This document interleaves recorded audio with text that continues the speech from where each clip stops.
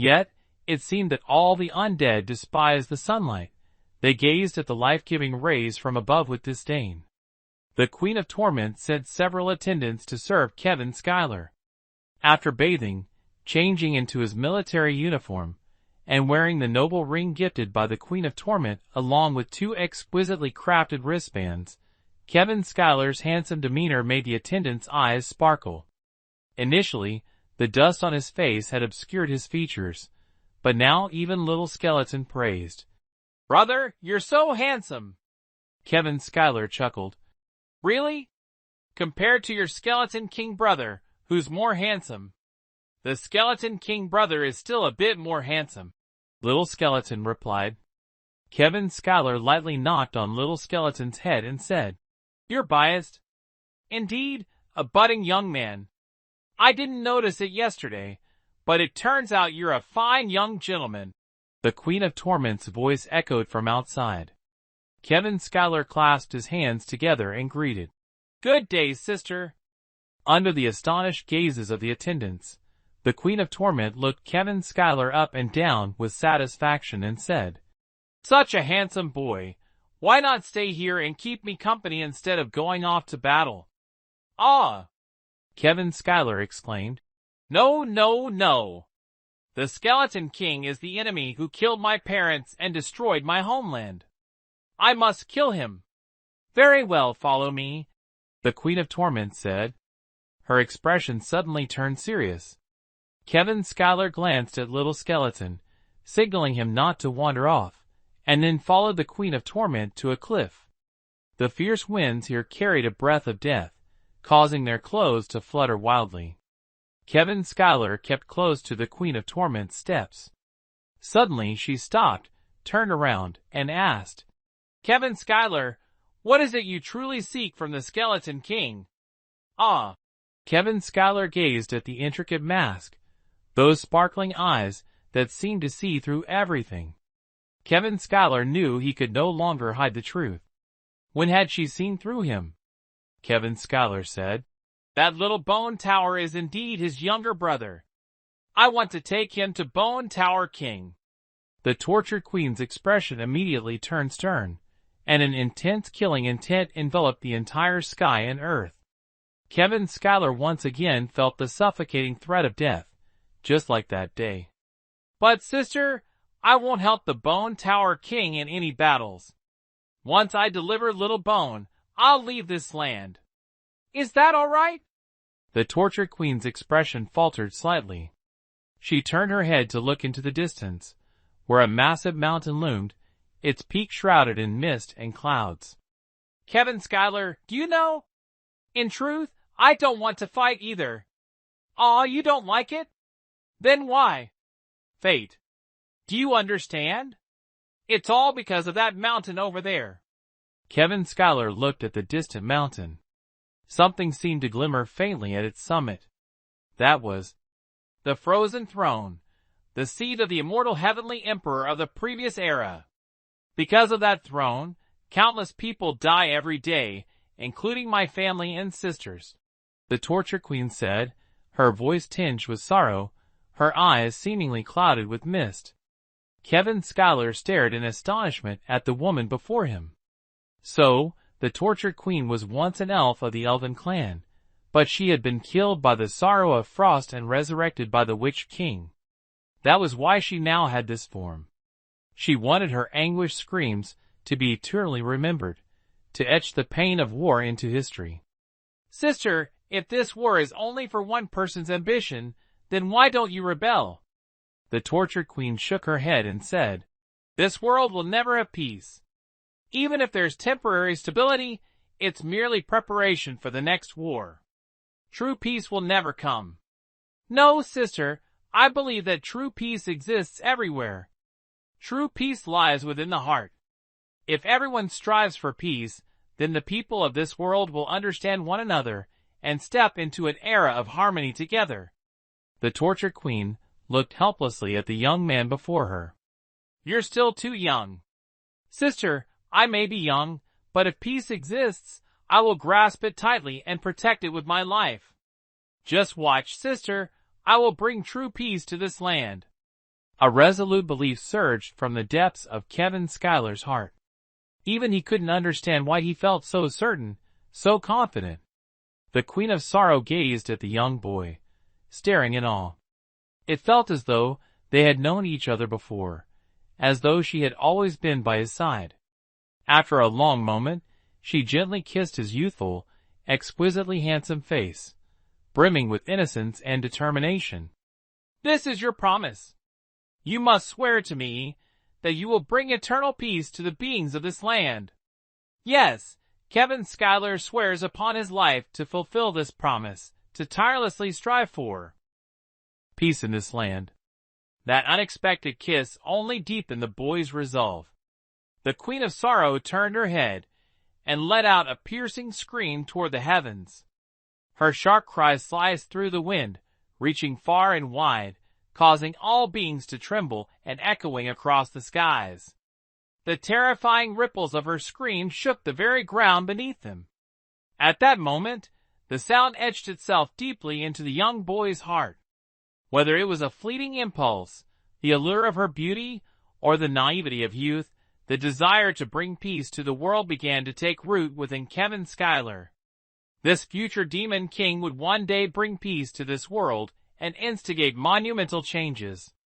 Yet, on this path, a cruel curse would claim the lives of those closest to him, one by one. Young one, are you ready? Stay tuned for the next chapter, The Last Will of the Immortal Heavenly Emperor. Chapter 15, The Legacy of the Immortal Heavenly Emperor. The next afternoon, a suffocating atmosphere enveloped the land. On the vast plain stretched an endless army. The sky was an unusual shade of gray, as if it could collapse at any moment. Fierce winds whipped the flags atop the flagpoles, heralding the imminent outbreak of war. Tens of thousands of soldiers from both sides had gathered on this plain. Kevin Schuyler rode a skeletal warhorse, positioned at the rear of the formation. Sitting just ahead of him was Little Bone. Both were tense. This was Kevin Schuyler's first time witnessing such a grand spectacle. From afar, massive skulls floated in the air, while rows upon rows of skeletal warriors stood in perfect formation. Their hollow eyes stared blankly forward, as if death held no meaning for them. Their only purpose was to obey the orders of their leader, their only sound the blaring of the war horn. Yet, they were still living beings, creatures of this earth. The green flames flickering within the skulls proved they were not merely lifeless, insentient objects. On the other side, the ranks of undead knights stood in orderly lines, raising their long swords high. Each wore a mask, and their ever-flickering eyes betrayed no emotion. The silence was eerie. Whether in the front or the rear, there was no noise. Despite the presence of countless soldiers, not a single sound could be heard. Thus, everyone quietly listened, to the wind, to the earth, to the heavens. It was as if they were savoring the final rays of sunlight. What, ultimately, is war for? As the commander-in-chief, could he see the helplessness of countless lives on the battlefield? While devising strategies, did he ever offer them a solemn bow? The wind continued to howl, smoke filled the air, and the stillness of the countless troops finally ended. With the blast of the war horn, thousands of war drums thundered in unison, their deafening roar like that of a primordial beast howling at the sky. Everyone seemed to come alive, raising their heads in pride, their eyes fixed unwaveringly on the battle standard ahead. They brandished their weapons, awaiting the final command. Charge. A simple command of 2 words, spoken without elaboration, was like a shooting star streaking across the night sky, briefly fleeting, yet brilliantly radiant. The cavalry let out earth-shaking roars, urging their war horses forward. Like a crimson flood, they surged ahead, waves rising and foam crashing. The ground trembled, the heavens quaked. Kevin Schuyler silently watched as the black-armored soldiers swept past him. He stood stunned, feeling an overwhelming surge of strength within him, a strange courage calling out to him. "Go forth, young man, charge ahead." It was as if his body was about to join this crimson tide. Turning to look at the Queen of Sorrow, her eyes had regained their former coldness, like lightning piercing through every corner. Kevin Schuyler waited for the Queen's command. At this moment, he could not act on his own. Little Bone stared blankly at the tens of thousands of troops clashing before his eyes. The familiar skulls in the distance roared ferociously, causing his body to tremble. Even as a general who had faced countless life-and-death battles, he could not help but feel shaken by the sight. When the two tides collided, was it the fragility of life or the cruelty of war? The heavens and earth changed color, and the land fell silent. Kevin Schuyler could hear no sound, see no color, only the glimmer of countless swords and blades flashing like the final radiance of life. They seemed to narrate the blood and tears that would stain tomorrow's history. Was this truly his destiny? Was this truly his dream? Boom! A signal flare exploded in the sky. Kevin Schuyler drew his heaven-born Fang, letting out a loud shout as he resolutely charged forward. He had no intention of slaughtering anyone, but how could he avoid it? A bone knight raised its battle axe and swung it fiercely at Kevin Schuyler's heaven-born Fang. Struggling, Kevin blocked the strike with both hands, counterattacking with a single slash that severed a skull. The little bone knight clinging tightly to Kevin Schuyler grew even more terrified, gripping him with trembling hands. A fierce golden flame ignited on the bow in its hands, but Kevin had no time to pay attention. Dodging weapons with all his might, he pressed onward. He had only one goal: the distant skull in the middle of the battlefield. The battlefield was engulfed in raging flames, smoke billowing everywhere, and corpses littering the ground. Kevin Schuyler, channeling his inner strength, exuded an overwhelming aura as he pushed through the Bone Warriors. At last, he caught sight of the Bone King's central command. "Commander, there's a young man in white armor ahead holding a little bone knight," someone reported. The Bone King froze upon hearing this. His sharp, cold eyes pierced through the void, locking onto Kevin Schuyler. "It's him! It really is him!" the Bone King murmured, his voice steady yet betraying a hint of astonishment and delight. "Send the order. Capture the young man in white alive and rescue the young master." Typically calm, the Bone King roared the command. The mages unleashed powerful signals, and most of the soldiers began closing in on Kevin Schuyler. Kevin was growing increasingly fatigued. Though the Bone King loomed in sight, he couldn't get closer. In desperation he shouted, "Bone King! Come out and fight me! Your younger brother is in my hands. If you have the guts, face me in battle." Kevin's commanding voice resonated across the central command. The Bone King let out a cold laugh and leapt into the air, landing directly in front of Kevin Schuyler. "Damn it!" Kevin cursed as the Bone King descended from the sky. He yanked on his warhorse's reins, narrowly avoiding a collision. Regaining his composure, he finally got a clear look. Before him stood a towering skeleton nearly 3 meters tall, crowned with a golden crown. In its right hand, it wielded a milky white bone blade. In its left, it held a shield adorned with a skull emblem.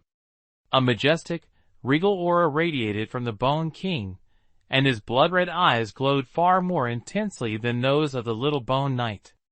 Upon closer inspection, Kevin noticed ancient engravings on the Bone King's skull, some kind of archaic markings. Kevin couldn't help but feel astonished. As expected, this was indeed the Bone King. "Brother, brother!" Little Bone, upon seeing his brother in front of him, charged forward recklessly. Kevin Schuyler hurriedly restrained him.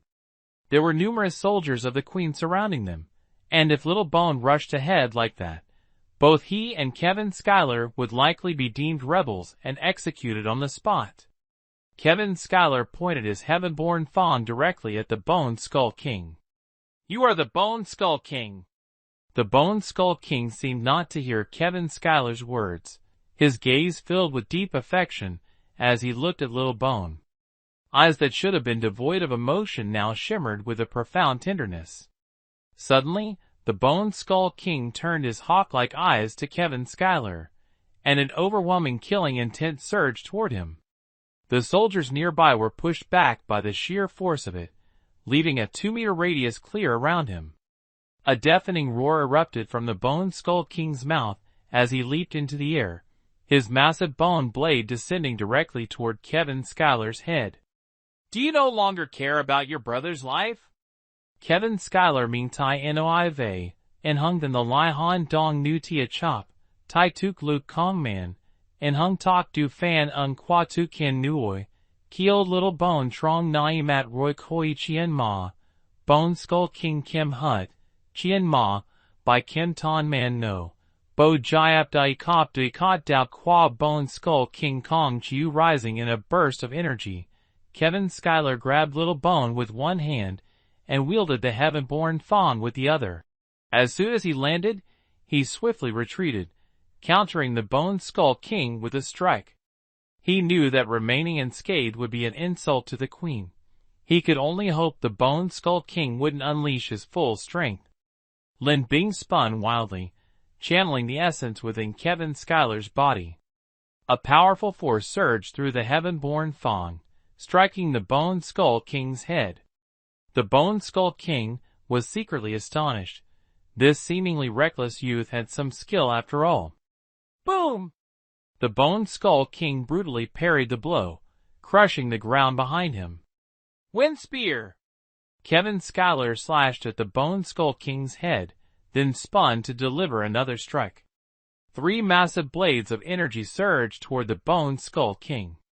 The red-gold aura of the blades radiated a deadly brilliance, but the Bone Skull King disdainfully raised his left hand. Bang! The energy blades collided with the shield but did not shatter. The force halted abruptly, merely forcing the Bone Skull King to take a few steps back. Kevin Schuyler refused to give his opponent any chance to recover. However, the Bone Skull King was too powerful. Kevin had no choice but to rely on Little Bone to restrict his movements. Closing the distance, the two clashed immediately. Each strike from the Bone Skull King sent numbness through Kevin's arms, every blow carrying a lethal intent. Kevin was inwardly alarmed. This was indeed a seasoned war general, leagues beyond his own level. If not for his quick reflexes and ability to block with sheer speed, he couldn't imagine how dire his situation would be. Bone Skull King grew increasingly surprised as the fight went on. Though Kevin was on the defensive, he seemed to anticipate every angle of attack, managing to block each one. Yet Kevin was far from comfortable. His arms were numb from the relentless strikes. Continuing to endure like this was not a viable solution. "Ah!" Kevin roared, recklessly taking a hit to deliver an elbow strike to the Bone Skull King's chest. The Bone Skull King dodged to the side, but Kevin wasn't about to let the opportunity slip. Missing the first strike, he spun to deliver a kick. The Bone Skull King leaped into the air, his massive skeletal form casting a dark shadow that completely engulfed Kevin. The two clashed for dozens of rounds. Finally, Kevin's hands trembled, and the Bone Skull King delivered a powerful kick to the Heaven-born Fang. Kevin was sent flying into the air, his chest searing with pain, his breath labored. Suddenly, a metallic tang filled his mouth. A large mouthful of blood sprayed out as Kevin collapsed to the ground, powerless. The Bone Skull King seized the opportunity to snatch Little Bone, leaving Kevin with nothing but hollow, expressionless eye sockets staring back at him. Little Bone leaned against the Bone Skull King's back, murmuring something. Though the Bone Skull King's face showed no emotion, he continued to stare at Kevin before signaling to those behind him. "Take him away." 2 skeletons dragged Kevin Schuyler away. The war raged on, the battlefield drenched in bloodshed. By now, most had lost their sanity, with no intention of retreating. They would rather leave their lives behind forever on this land. This was fate. This was faith. Central camp of the Bone Skull King. Kevin Schuyler was placed in a tent, narrow and simple, furnished only with a wooden bed and a few basic items. Several bone mages were ordered to tend to the prisoner's wounds. Why did the commander order us to treat this prisoner? And to treat him so well? This prisoner is so formidable. The commander surely wants to recruit him. In another tent, spacious and well lit, filled with various tools, weapons, and command tokens, the Bone Skull King sat on his throne, attentively listening to his younger brother recount what had happened to their homeland and parents. After a long silence, his hollow eye sockets glimmered with an unusual light. The soul flames in his eyes burned far more fiercely than Little Bone's. Little Bone, having finally found his elder brother, was overjoyed. The arduous journey had left him utterly exhausted, and before long, he fell asleep on the Bone Skull King's throne. The Bone Skull King draped his cloak over him, his gaze filled with undisguised care. He reflected that he and his younger brother had rarely been together. By the time he had grown up, Little Bone had just been born. Now, his younger brother was the only family he had left. All his other relatives and comrades had perished in this war. Was this the cruelty of war or his own helplessness? The Bone Skull King went to Kevin Schuyler's tent. Looking at the young man brimming with vitality, he felt both gratitude for saving his brother and amazement at his talent, so young yet already so capable and strategic. A true prodigy, though regrettably, not one he could use for his cause. Little Bone had told the Bone Skull King about Kevin Schuyler's promise. Kevin Schuyler would not interfere in this war.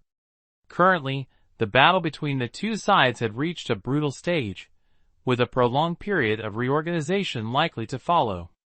For now, no major actions would be taken. His territory was one of the main battlefields.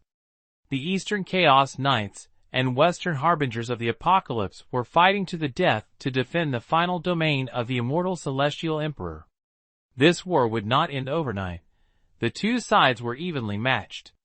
Of the 108 spectral generals who once served under the immortal Celestial Emperor, some had scattered, some had fallen in battle, and others remained steadfast in their duties, protecting their faith. Although Kevin Schuyler was seriously injured, it was fundamentally not life-threatening. Thanks to the two purple light spheres, his wounds had almost healed by the time he was carried back. This left the two phantom mages even more perplexed, as it seemed impossible for the commander's heavy strike to leave him unscathed. Now awake, upon seeing the Bone Skull King arrive, he hurriedly got out of bed to pay his respects. Kevin Schuyler greets your excellency, General, he said. This form of address was learned after consulting the two phantom mages, which is why he used it now. Bone Skull King nodded, his imposing aura so overwhelming that no one dared to look directly at him. The two skeletal mages, sensing the situation, wisely retreated outside. Are you from the human race? Yes, Kevin Schuyler replied, meeting the hollow eye sockets of Bone Skull King. Gradually, he calmed himself, and Bone Skull King, observing this, nodded silently in approval. What business do you have with the Elven clan? My homeland has been invaded by the Beast clan on a massive scale. A friend entrusted me to seek help from the Elven clan, to plead for the elves to save the human race. You mentioned that the Beast clan attacked the humans. As far as I know, the humans have developed at an astonishing pace, with numerous combat techniques and magic emerging one after another.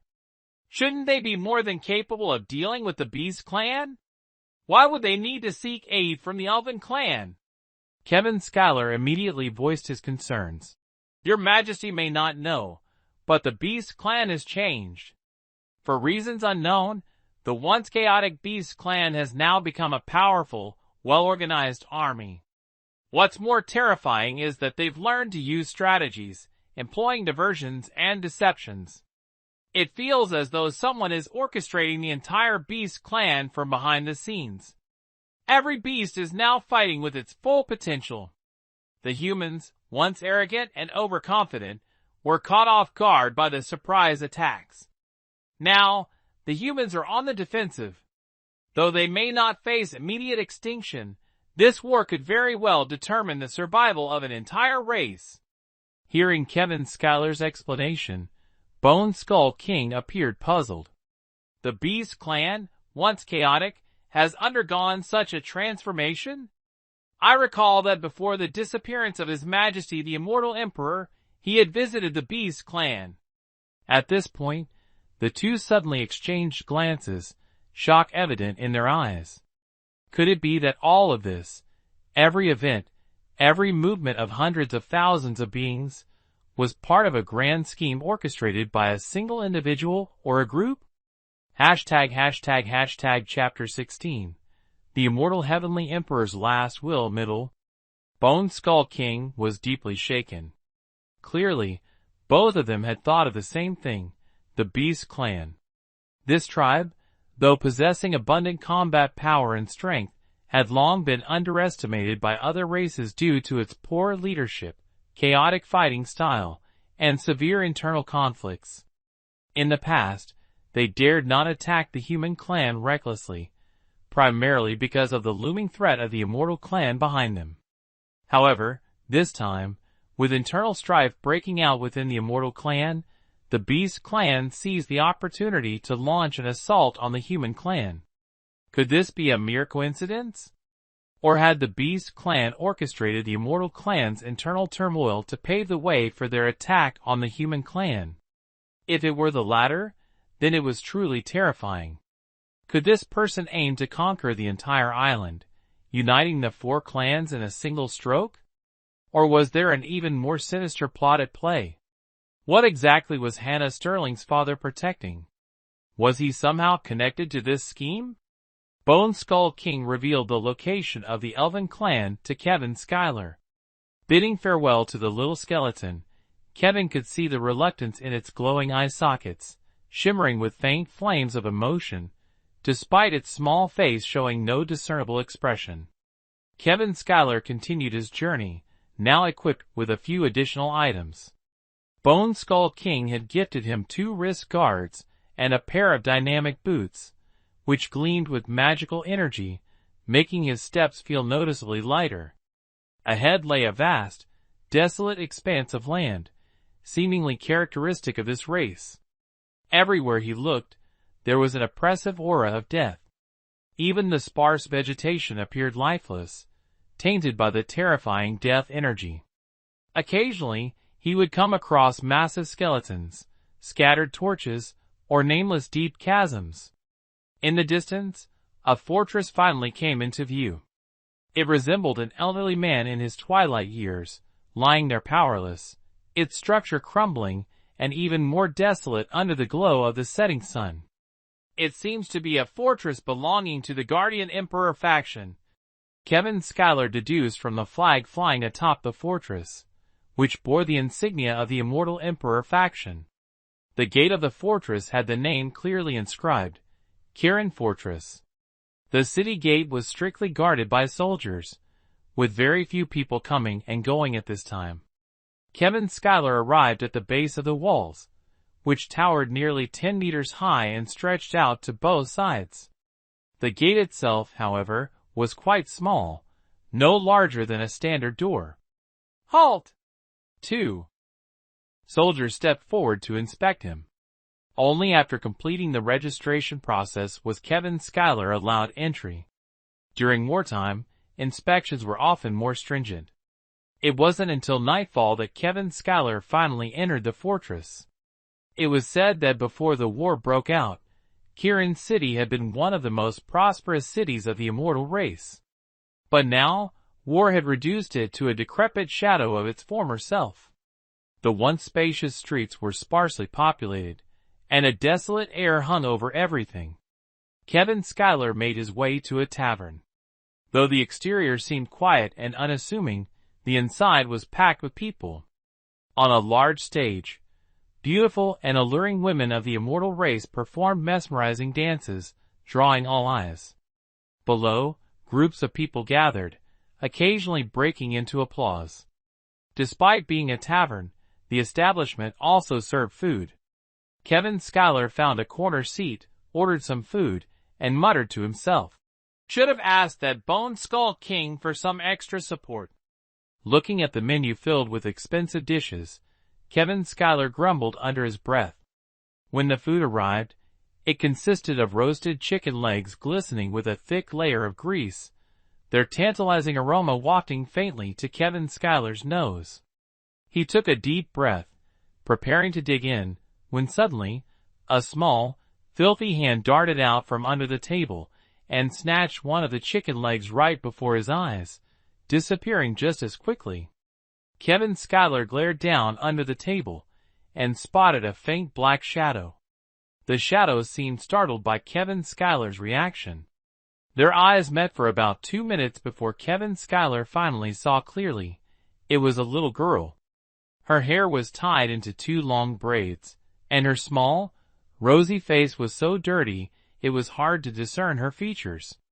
Only her eyes stood out, like pebbles glimmering under water, exuding a mysterious black radiance. Yes, mysterious, that was the word. Kevin Schuyler felt there was something extraordinary about those eyes. He grabbed the little thief who dared to steal his food in broad daylight. Finally getting a good look at her, he saw a girl of about 5 or 6 years old, dressed in what appeared to be a noble's robe. Could she have been a noble once? However, the robe was so filthy and tattered that it was barely recognizable. Kevin Schuyler smirked and playfully pinched her cheek, pretending to scold her. "You dare steal my food?" The little girl trembled all over, clutching the chicken leg tightly in one hand, her eyes brimming with tears. Her small, fair legs peeked out from beneath the robe. Upon closer inspection, Kevin Schuyler noticed her strikingly beautiful features.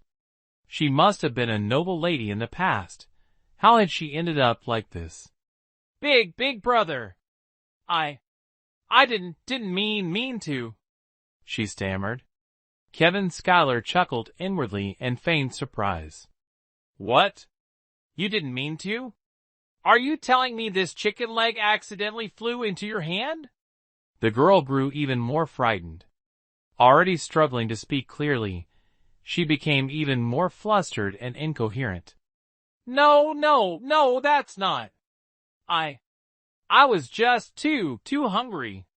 Kevin Schuyler looked at the little girl, who had a hard time forming a complete sentence. His heart softened as he placed the child on his lap, gently brushing her hair. He softly asked, "Where are your parents?" The child seemed to sense that Kevin Schuyler was no longer angry. Gradually, she relaxed and shook her head unconsciously, as though she didn't know who her parents were. Kevin Schuyler smiled. "You don't know who your parents are either? Could it be that, like me, you woke up on a beach?" The child thought for a moment, and then nodded. Kevin Schuyler couldn't help but laugh. He handed her another chicken leg. "Here, eat this. Anyway, I'm all alone. How about you come with me?" Although Kevin Schuyler might have looked like a human trafficker at that moment, the child still earnestly nodded. "Do you stutter?" Kevin Schuyler recalled her earlier reaction and couldn't help but ask. The little one seemed unwilling to admit it. Who said I stutter?" Kevin Schuyler patted his pocket, taking out the remaining gold coins, and smiled at the little girl. "Luckily, the old man gave me some gold coins. Otherwise, I might really have to live with this little one." The small tavern, though modest in size, was packed with people. In an area of less than 100 square meters, there were at least 200 patrons. On the stage, various songs, dances, and masked beauties from the immortal clan swayed their alluring waists, eliciting cheers from the crowd below. Suddenly, Kevin Schuyler's sharp intuition seemed to sense a shadow watching him, an open and blatant gaze. However, Kevin Schuyler couldn't pinpoint the observer in the darkness. Closing his eyes, the vortex above his head spun wildly, sensing every ripple of energy. It became clearer that there was indeed a pair of eyes in the shadows staring at him. Fortunately, those eyes carried no killing intent, only a quiet observation. Kevin Schuyler couldn't help but feel puzzled. His appearance might be handsome, but surely not to the extent of captivating someone at first glance. Kevin Schuyler quickly led the little girl out of the tavern. The troubling feeling persisted, as though under the constant gaze of a deity, with his life hanging by a thread.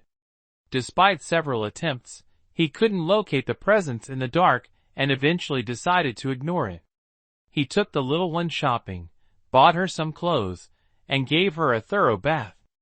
Finally, she transformed into a charming little girl with rosy cheeks, her long hair tied into 2 braids reaching her waist.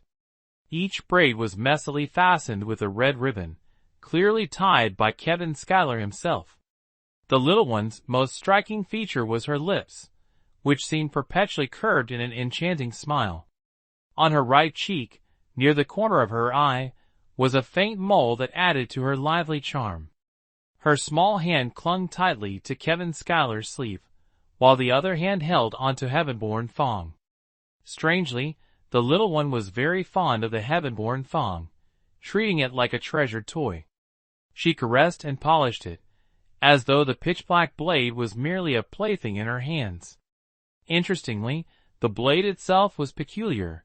Normally, it couldn't even cut through a small branch, but when wielded by Kevin Schuyler, it became a fearsome weapon of unmatched power. In the sweltering summer heat, Kevin Schuyler dressed the little one in a simple dress. Her tiny, fair legs were adorned with pink sandals. As for Kevin Schuyler, he wore a short-sleeved shirt and long pants, with Japanese-style wooden clogs that clattered with every step. His white martial artist shirt and ninja-style pants were specially designed to carry a variety of concealed weapons. As for the wooden clogs, the little one was particularly curious about them. Kevin Schuyler explained that they were practical. If an enemy appeared, he could throw them for a surprise attack. "The Ghost Emperor has arrived," a clear voice echoed throughout the city. The gates opened, and a regiment of undead cavalry marched in perfect formation into the stronghold. Following them was a ceremonial procession, and then a palanquin about 3 meters tall appeared in view. The palanquin was draped with a thin veil, faintly revealing a figure seated upright inside. The figure's hands were forming seals, their entire body seemingly cloaked in black, with even their face concealed. Everyone immediately stepped aside, and some even knelt in reverence. In the eyes of a young girl, a strange glimmer seemed to flicker. Kevin Schuyler held the hand of the little one standing by the roadside. As the palanquin passed by Kevin Schuyler, he felt, perhaps it was an illusion, that the person inside suddenly opened their eyes, emitting a piercing light that seemed to penetrate his very soul. That light appeared to pierce the essence of the world, destroying all creation, reminiscent of the eyes watching Kevin Schuyler from the shadows, yet not entirely the same. Of course, the light seemed uninterested in Kevin Schuyler, merely glancing in his direction before retracting. The decree of the Ghost Emperor. The war between the Royalist faction and the Rebel faction has officially erupted. The entire Undying domain has become the battlefield. All warriors of the Immortal Clan must follow the orders of the Undying Heavenly Emperor, strive to protect the inheritance, and revive the frozen throne. This stronghold is about to become a battleground. Those willing to fight, report to the Ministry of War. Those unwilling, find a place to hide. The once desolate stronghold suddenly became bustling with activity. Countless figures emerged from unknown corners, all appearing confused, their faces marked with despair, as though there was nothing left in the world worth clinging to. Kevin Schuyler silently clenched his fist, leapt a few times, and landed atop a city wall. Channeling the essence within his dantian, he shouted loudly, The traitorous Sorcerer King has destroyed the legacy of the undying Heavenly Emperor, plunging the world into darkness. We must fight to the death to protect peace and resist the Sorcerer King. Everyone turned to look in his direction, but not a sound was heard. In their hearts, however, they all silently cursed. Idiot! Then, they shook their heads and resumed whatever they were doing. Kevin Schuyler, seeing this scene, could only remain silent. Only the young girl clutched her stomach, laughing uncontrollably. Her delicate finger pointed at Kevin Schuyler, as she nearly laughed herself into spasms. Kevin Schuyler sighed helplessly, picked the little girl up onto his shoulders, and blended into the crowd. Above the stronghold, a flash of light appeared, and an old man holding a staff abruptly materialized. The old man wore a crown made of branches, his beard and eyebrows snowy white, and at least 30 centimeters long. He donned a white robe adorned with strange runic patterns. His eyes shone like torches. The old man formed a one-handed seal, retrieving a talisman from his chest. The talisman bore a face, half crying and half smiling, exuding an eerie sense of mystery, as though it contained some profound law. He then took out a purple orb, the size of a chicken egg. Under the old man's seal, the orb fused into the talisman. With a gentle shake, the talisman suddenly ignited. After burning out, it transformed into a small green humanoid figure with wings, resembling a sprite. Around its green body, tiny white lights sparkled. The small figure closed its eyes to sense something. Moments later, it abruptly opened its eyes and said, "Nearby." After speaking, several figures appeared in the sky. The old man waved his hand, and the figures vanished, dispersing into the crowd in the stronghold. Under the sky, bursts of thunder suddenly roared. Thick fog covered the distant horizon, and a flood was surging toward them. The ground trembled slightly, and Kevin Schuyler could clearly sense it. This was the result of tens of thousands of cavalry advancing together. Moreover, a heavy murderous aura was slowly sweeping in from the horizon. The enemy forces were approaching. Kevin Schuyler desperately wanted to leave the immortal domain immediately, and head toward the Elven clan. With the map given by the Skeleton King, he quickly grabbed the little girl, and made his way toward the Elven clan. After traveling for a while, Kevin Schuyler reached a river. The river was shallow and wide, spanning at least several hundred meters. Just as he was about to stop to drink some water, he noticed the river had a faint red hue. Clearly, there were traces of blood in the water. It seemed a fierce battle was taking place upstream, staining the downstream waters red. Kevin Schuyler patted the little girl on the head and said, "Sigh, even the water is undrinkable now." The little girl stared at the crimson river, momentarily lost in thought, as if pondering something. Kevin Schuyler gently tapped her and asked, "What's wrong? Something on your mind?" The little girl snapped out of her thoughts, pouting charmingly. WH.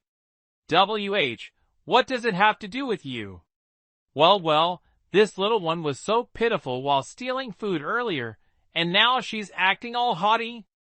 The little girl shot Kevin Schuyler a sideways glance, clearly displeased. Kevin Schuyler chuckled and ruffled her twin braids as a gesture of apology. "Natural disasters guard the heavens. Life and death battles rage on. Blood stains the great rivers. Grievances freeze the ice." To Kevin Schuyler's astonishment, the little girl, who usually stammered, suddenly recited a poem fluently. Just as he was about to ask her about it, the little girl looked at him and said, WH, what? I just said it, suddenly." Kevin Schuyler gave the little girl another once-over from head to toe. "Do you know any other poems? Quick, tell Big Brother." Poems? I don't know any." Sensing the situation turning unfavorable, the little girl quickly grabbed Heaven-born Fang and ran along the riverbank.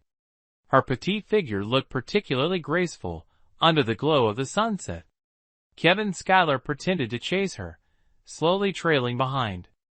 You dare keep secrets from me? I really don't know any poems.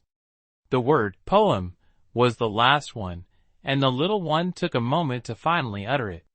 Kevin Schuyler watched the little one flit around like a butterfly among the rapeseed flowers by the riverside, then glanced toward the distant battlefield where fierce combat raged on. A strange feeling surged within him, an indescribable lump in his throat.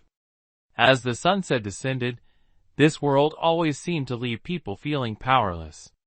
Hey! A sudden scream shattered Kevin Schuyler's train of thought. Looking up, the little one had vanished without a trace. Kevin Schuyler hurriedly gave chase. Ahead, everything was eerily quiet, with no signs of disturbance. The little one and heaven-born Fang had disappeared entirely. Anxiety welled up in Kevin Schuyler's heart as he stepped forward, only to realize he had suddenly entered a stone formation. What is this? Kevin Schuyler took a step back but found himself still trapped within the stone formation. How did I end up here? There didn't seem to be any formation outside. In the distance, the faint silhouette of the little one flickered in and out of view. Kevin Schuyler rushed forward, but despite clearly moving ahead, he couldn't get any closer to the little one. After fumbling for a while, he finally reached the center of the stone formation, where he found the little one kneeling on a high platform in the middle.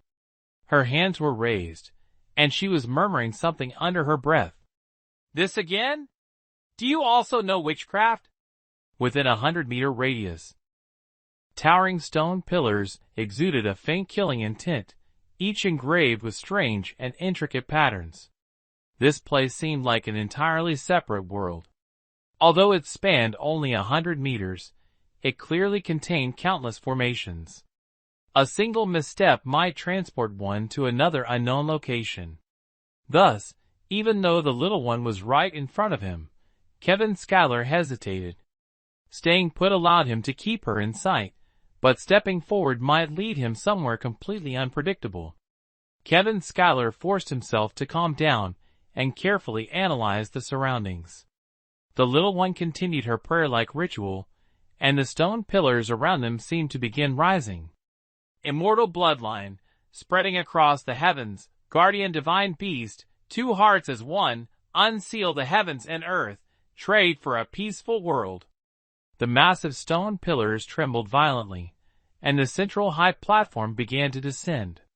The little one, situated in the middle of the formation, appeared unaffected and continued her ritual movements. Kevin Schuyler, on the other hand, could barely stand as the intense tremors engulfed the entire area. Countless lightning bolts flashed in the sky. The central high platform disappeared entirely, replaced by a massive black hole leading deep into the earth. Without hesitation, the little one jumped into the abyss. In the distance, within a massive conference hall, an old man wearing a crown suddenly opened his eyes and shouted loudly, "The stone formation has been activated. A descendant of the Heavenly Empress is approaching. Shadow Division, mobilize at once!" Wait!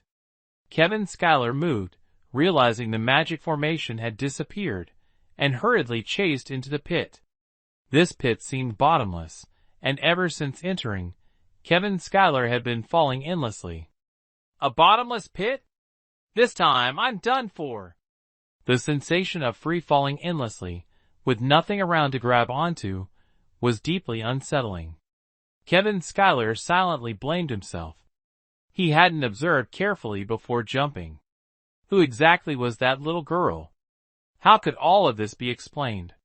Kevin Schuyler felt utterly speechless, as if he knew nothing, and was being manipulated over and over again. As his body continued to descend, Kevin Schuyler suddenly noticed that light began to emerge in the once pitch-dark cave. It became unclear whether he was still falling or had come to a stop. Finally, a vast brightness appeared, revealing an enormous world, all in white. In the distance, a towering statue came into view. The statue depicted a figure wearing a crown, adorned in magnificent royal robes. The left hand formed a sword seal positioned in front of the chest, while the right hand appeared to be cradling an infant. Kevin Schuyler took a couple of steps forward and realized he could move, but beneath his feet was nothingness. The sensation sent a cold sweat down his spine. Approaching to observe more closely, the statue was of an adult male with a solemn face, exuding authority even in silence. His sharp brows and piercing eyes radiated strength, and the overwhelming regal aura made one feel an instinctive urge to bow. As Kevin Schuyler drew nearer, he discovered the statue was unimaginably massive. From afar, he could see the whole figure, but standing at the base, his view couldn't encompass it anymore. Near the statue's eyes, a faint shadow seemed to flicker. That is... It was the little girl. At this moment, she was clinging to the statue's eye, crying desperately. Her cries were heart-wrenching, as though tearing through one's soul. The little girl clutched the statue's eyebrow, sobbing uncontrollably. Her childlike voice, frail and sorrowful, made her grief even more poignant. Tears streamed from her eyes like rivers, dripping onto the statue. Kevin Schuyler quickly climbed up, but as he approached the statue, an enormous surge of energy struck out of nowhere. Kevin Schuyler retreated hastily, activating his protective shield. He launched a punch, but the massive force still sent him flying 100 meters back. There's a barrier! Roar! From the distance, a massive shadow flew toward him. A deafening roar tore through the air, and a ferocious beast resembling a chelan approached. The creature looked like a lion, but wasn't quite one, its entire body covered in a dense mane. Its eyes glowed blood-red, and its sharp claws gleamed like the full moon. Even before it arrived, the space around them was already engulfed in its intense killing intent. Who dares to be so bold as to trespass in my father's tomb? A clear, furious shout echoed. It was a woman's voice. It turned out that atop the head of the beast, a figure in white appeared, robes as pure as snow, exuding an overwhelming killing intent, heading straight in this direction. Chapter 17. The Legacy of the Immortal Heavenly Emperor, Part 2. Roar! A colossal roar shook the heavens and the earth as a giant beast resembling a chelan soared through the air, carrying a young woman dressed in white. The beast seemed capable of stepping on the void itself, its feet concealing a formation. With every step, the void trembled. Kevin Schuyler moved with difficulty, his strength too weak, forcing him to find a place to hide. The young woman in white approached, staring intently at the small figure below from midair. Their eyes locked, big eyes staring into smaller, tear-filled ones. The little one sniffled softly, as if the woman before her had bullied her, casting a look of reproach. The young woman, however, widened her eyes, carefully examining the child before her. Suddenly, both of their eyes lit up, as though they had discovered a long-lost hope. Sister! Little sister! Boom! A loud explosion erupted at the entrance, and a majestic, handsome figure appeared. Draped in an enormous white cloak, his strikingly proud and extraordinary features stood out. His eyebrows were white, and his eyes shone like the sun, radiating a cold, sharp light. Clad in a white magical robe with a jade belt at his waist, 3 energy spheres orbited around him: fire, ice, and lightning. By the decree of the Witch King, destroy the immortal Heavenly Emperor statue, slay his descendants, and spare no one who dares to obstruct. 3 figures emerged behind him. The first was short, and seemed to blend seamlessly into the void, making him nearly invisible to the naked eye.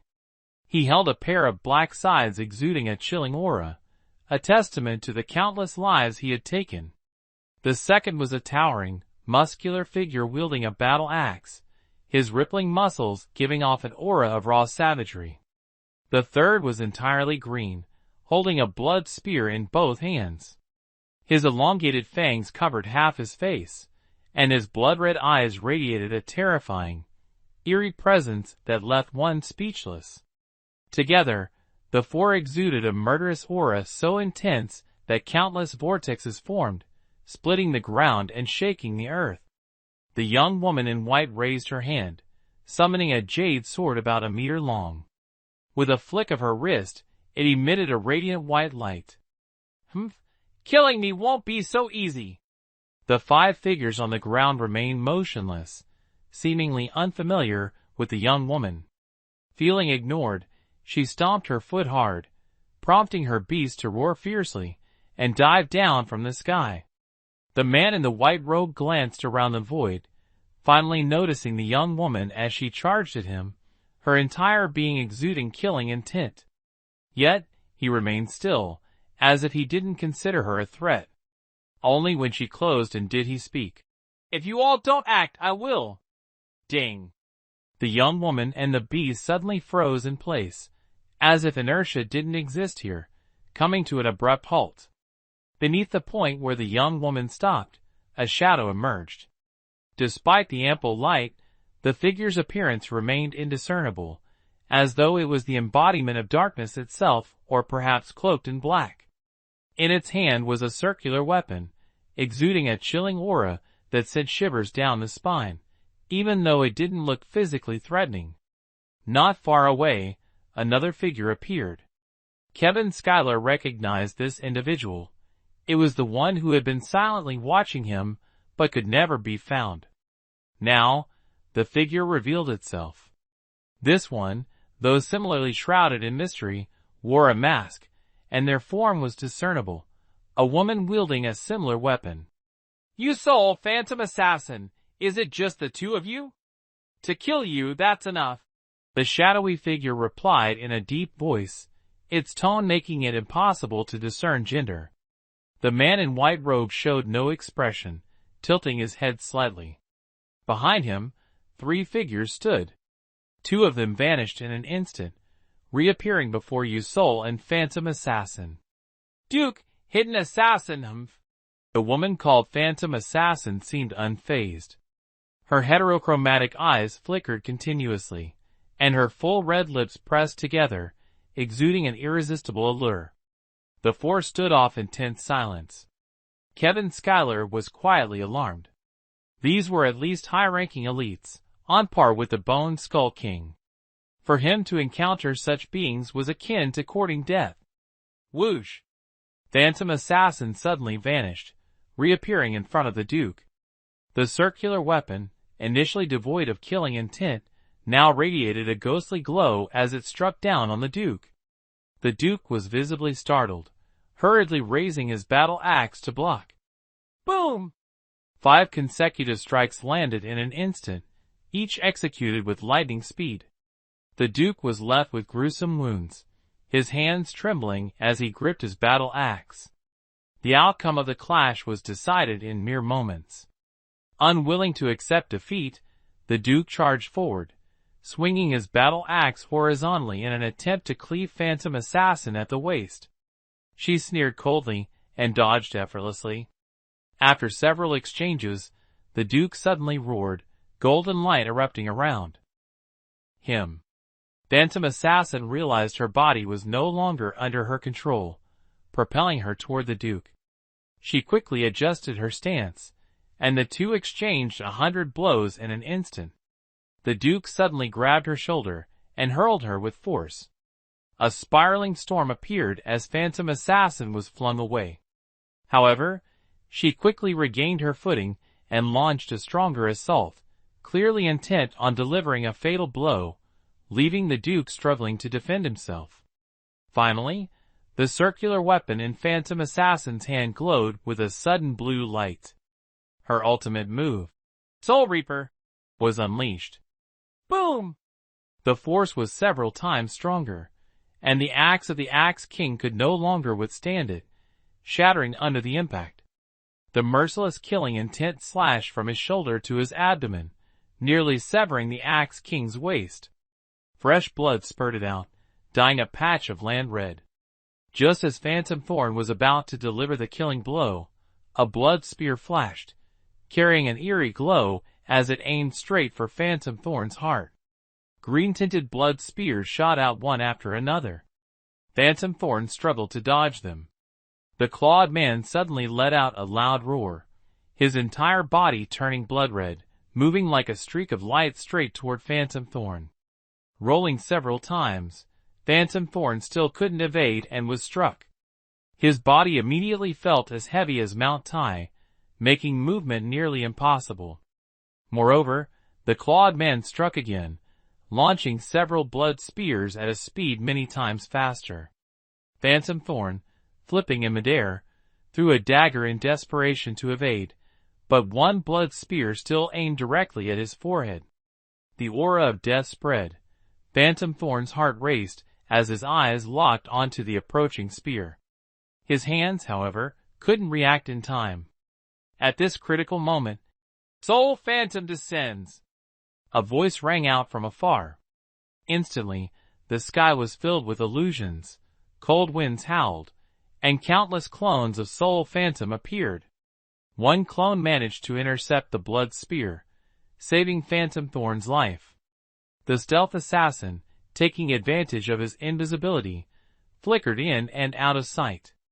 Originally evenly matched with Soul Phantom, the sudden appearance of countless clones left the stealth assassin with nowhere to hide. The moment he revealed himself, he was attacked by countless clones. Finally struck, he fell with a motion like a carp leaping over the dragon gate, spitting out blood, narrowly escaping death. The man in white robes coldly remarked, "Useless trash." The man in white robes drew out a staff of divinity from beneath his cloak. The staff, crafted entirely of wood, bore intricate and mysterious carvings along its length, and at its apex rested a blue-violet flower of divine brilliance. Waves of terrifying magical energy emanated from the bloom. The Azure Staff, a legendary staff of divinity, wielding supreme power. The young woman clad in white, who had been imprisoned, cried out in alarm the moment she saw the man in white robes take action. Splurt! The Boarfang man, surrounded by Phantom Soul and Illusion Fang, fought with increasing ferocity.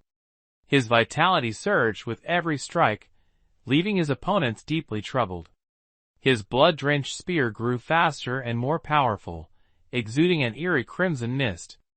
Ultimately, Phantom Soul was grazed by the spear, his right arm torn apart, blood streaming freely as the wicked energy corroded his flesh. Illusion Fang, witnessing this, gritted his teeth and spun his circular blade of killing intent, slamming it fiercely into the Boarfang man. The devastating force cracked the earth like fragile paper, sending shards of rock spiraling into the air. Though the Boarfang man was formidable, he dared not block the attack head-on, swiftly dodging to the side. Unexpectedly, Illusion Fang surged forward, his circular blade flashing with a blue gleam. Cleansing Strike! Splurt! Before the Boarfang man could react, he was slashed across the waist, his body split in two. With a look of unwillingness and agony, he departed this world. The man in white robes observed the scene coldly, seemingly indifferent. At last, he made his move. Raising the Azure Staff, he summoned a massive meteor from the heavens. Illusion Fang and Phantom Soul were horrified, scrambling to evade, as the meteor descended, engulfed in a massive blaze, relentlessly pursuing them. The scorching energy emanating from it caused their bodies to writhe in discomfort. At that moment, a crescent-shaped energy blade shot forth from the man in white robes.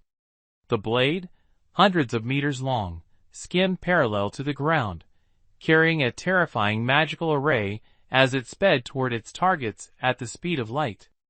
Illusion Fang narrowly evaded by somersaulting midair, but Phantom Soul was struck directly, sent flying hundreds of meters back, coughing blood as he collapsed, gravely injured and unable to rise. Illusion Fang, enduring the searing heat of the meteor, retreated swiftly while hurling a dagger. The dagger, trailing a golden streak, shot eerily toward the man in white robes. He dismissed it with a wave of his hand, summoning a massive ripple of water around him that effortlessly halted the dagger. The weapon froze into crystalline shards before shattering. Simultaneously, the ripple surged forward, rapidly reaching Illusion Fang and Phantom Soul. Clink! Both were frozen solid, unable to move. Their expressions, locked in their final moments of struggle, remained frozen in place, leaving them incapable of continuing the fight. Sanctuary, the highest level protective barrier of a legendary mage. The young woman in white cried out once more in shock. The man in white robes let out a cold snort. With a wave of the azure staff, the young woman in white was bound midair. The massive beast was just about to roar when the man formed a seal with his hands, pointing a finger outward. A colossal vortex appeared, filled with countless magical arrays brimming with murderous intent. The beast was struck by the vortex, and was immediately disintegrated by the arrays. Its body began to break apart, skin shredded, flesh dissolved, bones crushed. It didn't even have time to let out a final roar before being utterly obliterated, reduced to dust. Kevin Schuyler shuddered. This man in white robes was terrifying. The young woman in white angrily shouted, "Summoner, you traitor! Back when my father was alive, he treated you generously, and now you dare aid the Sorcerer King to usurp my father's throne." The man paused briefly, but quickly regained his composure. His eyes were filled with indifference as he looked up at the girl weeping on the statue. Just as he was about to act, a massive blade light descended from the heavens with thunderous momentum. Kevin Schuyler had made his move. After finding the heaven-born Fang at the base of the statue, he seized the opportunity to launch an attack. It wasn't that he sought death, but if he didn't act now, he would surely be branded a coward. Even though he knew the opponent was a high-level powerhouse while he was merely at the beginner stage, and the young woman in white, at least mid-level, had been subdued in an instant, he had no idea what he could do. At this moment, he decided to take advantage of the distraction and strike for some gain. But the summoner cast a frosty gaze, his icy pupils locking onto Kevin Schuyler. Seeing the blade light descending upon him, the summoner didn't even bother to glance at it. When the blade struck, pale blue ripples emerged around him, leaving him entirely unharmed. "Who dares?" Kevin Schuyler sighed inwardly. The gap in power was too vast. He couldn't win. "I am Kevin Schuyler." "Royal Protector Sect?" "No." "Which sect?" "Neutral Entity." Boom! The summoner struck. Despite Kevin Schuyler's extraordinary reflexes, he was no match for the magic. "Seems I'll have to find another way to approach." Each orb of light launched from the summoner's hand was easily dodged by Kevin Schuyler as he steadily closed the distance between himself and the summoner. The summoner, fully aware of this, raised one hand toward the sky and swung it down. A blazing meteor descended from above. Kevin Schuyler smirked inwardly, having already observed this spell earlier. Although the rock carried intense heat, its movement was straightforward, relying on rolling momentum once it hit the ground. Taking advantage of this, Kevin Schuyler pivoted 90 degrees and leapt several steps away, swiftly exiting the fiery meteor's attack range. Though his clothes caught fire briefly, a light pat was enough to extinguish it. "Humph!" The summoner frowned, forming a series of seals with his hands. Kevin Schuyler watched intently, memorizing the summoner's hand movements. Suddenly, Kevin Schuyler realized his body was frozen, devoid of any warmth. Extreme thrust. The summoner quickly unleashed countless orbs of light. Gritting his teeth, Kevin Schuyler channeled his inner energy from his dantian, activating Spiral Ring. A spiraling orb of light formed in Kevin Schuyler's right hand, hurtling toward the summoner. Despite his body being bitterly cold, Kevin Schuyler was compelled to attack, shooting forward like an arrow released from a bow. Each light orb was effortlessly neutralized. The summoner stepped back, lightly waving a blue staff, conjuring an ice wall. Frozen wall. Kevin Schuyler was startled. His spiral ring struck the ice wall, shattering it, but he was simultaneously encased in ice, his entire body frozen solid. Slash! A massive crescent-shaped blade of light slashed toward Kevin Schuyler. Immobilized, Kevin Schuyler could only watch as the blade approached. Just as it neared, his absolute defense instinctively activated. Though Kevin Schuyler remained unharmed, the immense impact force sent him flying 100 meters away. His body trembled from the shock, leaving him numb all over. Letting out a loud roar, Kevin Schuyler struggled to his feet, his cold gaze fixed on the summoner. Humph, you overestimate yourself. Kevin Schuyler was helpless. In this situation, the power gap was too vast, leaving no chance at all. Fine, if I have to die, I'll die with dignity. There's a young lady watching over there. Even in death, I must fall on the path of courage. Kevin Schuyler moved with incredible speed, weaving left and right, holding the heaven-born Fang in both hands. 200 meters. The summoner continuously swung the blue staff, unleashing countless light spheres filled with immense energy aimed at Kevin Schuyler. He dodged, twisted, crouched, and decisively activated absolute defense. As long as he could get closer, everything would be easier. 150 meters. The summoner grew furious, forming a hand seal with one hand, then fiercely swung the blue staff, spinning to unleash several crescent-shaped light blades, larger and much stronger than before, which suddenly shot out. Kevin Schuyler cursed inwardly, "Damn it, does your magic have no cooldown? Is this some unlimited skill version?" Wind spear. The massive blade split into three, shattering the ground and clashing with the crescent light blades. Kevin Schuyler was sent flying. He was struck midair again. 7 continuous light blades struck fiercely against the absolute defense, leaving Kevin Schuyler injured. Though the light blades couldn't break through the absolute defense to cause direct harm, their terrifying energy still impacted his body. Of course, without absolute defense, Kevin Schuyler would have been torn apart by now. Blood dyed the blue sky red as Kevin Schuyler, suspended in the air, looked at the young lady crying in the distance and forced a strained smile, blood staining his teeth. The young lady, watching from afar, cried even louder.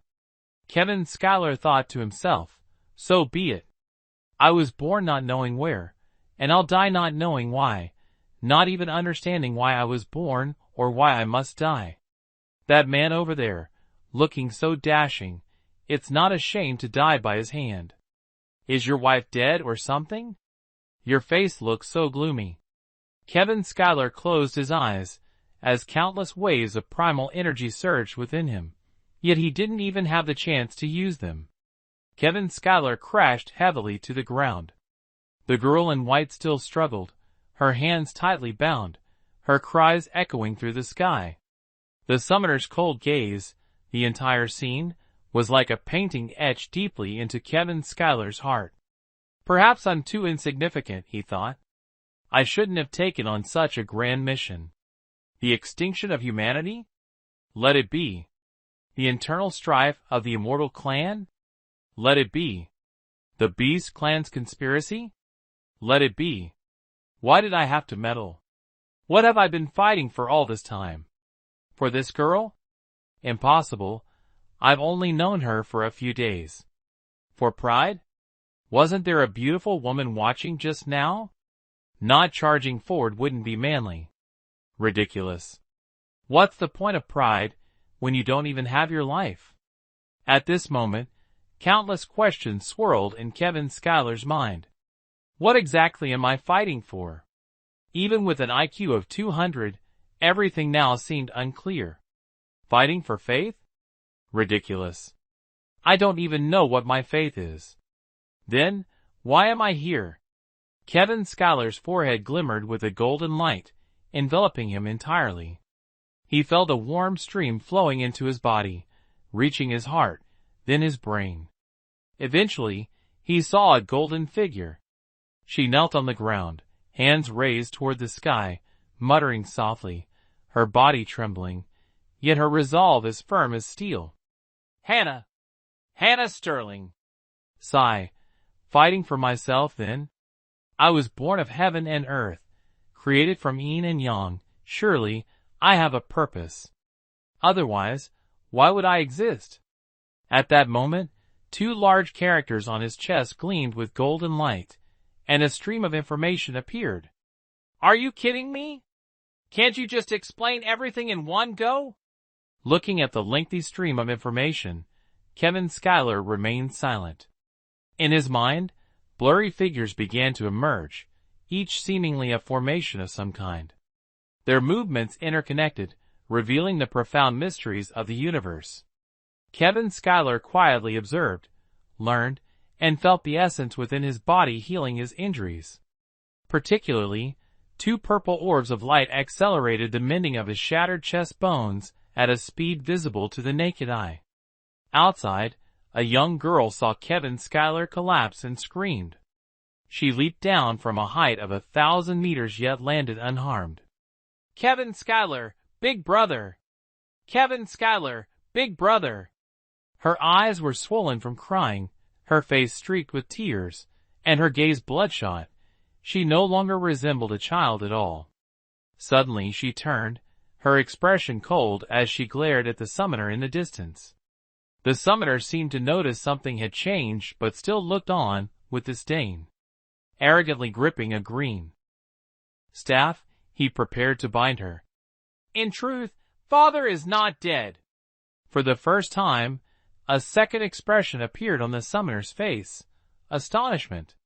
Though the immortal Heavenly Emperor was said to have mysteriously disappeared, most of the rebels believed he was dead. After all, every life has its limits.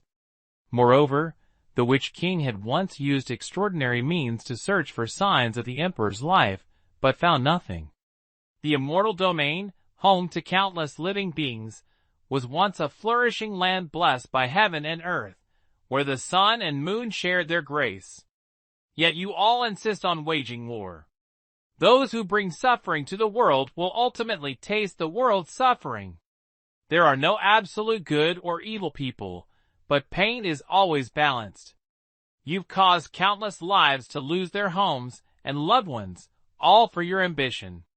You're merely pawns of the supreme rulers, whose grand chessboard has cost billions of lives. Father left because he had more important matters to attend to. His lifelong pursuit was to bring peace to the world. As his daughter, I will inherit his will. It was unbelievable. The young girl, who usually stammered, had delivered such an eloquent and impassioned speech. The summoner regained his cold demeanor. Anyone can bring peace. His Majesty, the Witch King, can as well. The demon King Vu Yu initiated reforms in pursuit of peace. Reforms often demand sacrifices. Only by letting the world taste suffering can it mature and appreciate the value of hard-earned peace. Although the Heavenly Emperor has temporarily brought peace to the immortal realm, it will ultimately be buried under the weight of ignorance. Peace cannot last forever. Only through war can the world understand the worth of peace. Naive one, have you inherited your father's naivety? Indeed, prolonged peace can lead to complacency, but suffering is not the only way to make people cherish peace. The bond between individuals is the true preservative of peace. When humanity enters an era of mutual understanding, that will be the dawn of eternal peace. Stubborn fools. The summoner had clearly run out of patience. Waving the blue staff, he prepared to act. At that moment, the young girl spread her arms wide. Father, may your will illuminate the bloodline of peace. Grant me infinite energy and bring light to the world. Humph, naive. The summoner formed a one-handed seal. An immense amount of energy began to gather. To destroy such a large statue required an overwhelming source of power, especially since the statue was protected by a barrier. Suddenly, the statue, which was originally lifeless, opened its eyes. Two beams of light, stretching thousands of meters, shot toward the young girl. Thunder seemed to rumble in the skies as the girl bathed in golden light. Her body became extraordinarily pure, her clothes vanished, and a silver armor adorned her form. Her entire being shimmered with silver radiance, which grew even more dazzling under the golden light. Gradually, the young girl began to ascend into the air, her eyes closed, her head slightly tilted upward, as if gazing at her father. Everything appeared utterly surreal. Immortal shield! The summoner stared in astonishment at the silver-armored figure in the distance, exclaiming in shock. Even the white-robed maiden looked on in disbelief at the scene unfolding before her. Without hesitation, the massive formation was completed. The summoner pulled out a round gemstone engraved with a mysterious magical array, which rapidly absorbed the mana of heaven and earth. A beam of light shot skyward as the summoner hovered in midair. Whoosh! Countless light blades slashed toward the statue. The summoner clearly understood that the statue was the true source of power. These light blades, each nearly 1,000 meters long, were clearly far more potent than the previous ones. After releasing them, the summoner appeared visibly fatigued, a testament to their overwhelming strength. Boom! The massive statue was struck, causing countless fragments to fall. The white-robed maiden screamed, "No! You dare destroy my father's statue?" The summoner ignored her words and continued his assault. The second light blade struck, causing the statue to tremble but not collapse. The third, the fourth, finally, after the ninth light blade was unleashed, the statue was pushed to its limit. Its torso shattered, the golden light in its eyes faded, and the towering statue, nearly 1,000 meters tall, crumbled. It fell, shattering the void, while the young girl remained suspended in midair, seemingly unaware of everything happening around her. Boom! As the statue collapsed, the earth quaked violently. Countless cracks appeared on the ground, and lightning streaked across the sky. Though this was not the true heavens and earth, it resembled an apocalyptic scene.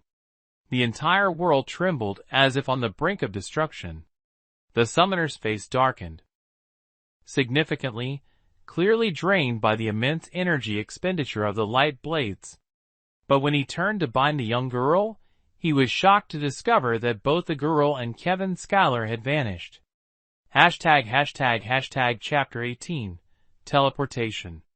The immortal land of the Southwest, the ancient capital under the rule of the immortal Heavenly Emperor, Dadak City. In the Royal Council Hall at the city center, dozens of high-ranking officials and elders of the royalist faction gathered to discuss critical matters. The atmosphere was tense and suffocating. Although no one spoke, nearly everyone wore a frown, seemingly troubled by some grave concern. Our frontline cities have completely fallen. The upper route, Storm City, the central route, Ice Crocodile City, and the lower route, Kirin City, have been successively occupied by the enemy. Now, millions of rebel forces have crossed the Yangtze River, their blades aimed directly at Dadak.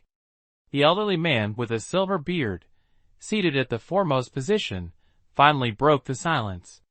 He was the same elder who had created the green figurine above Kirin City. The two princesses have both gone missing, and the Heavenly Emperor's statue has been destroyed.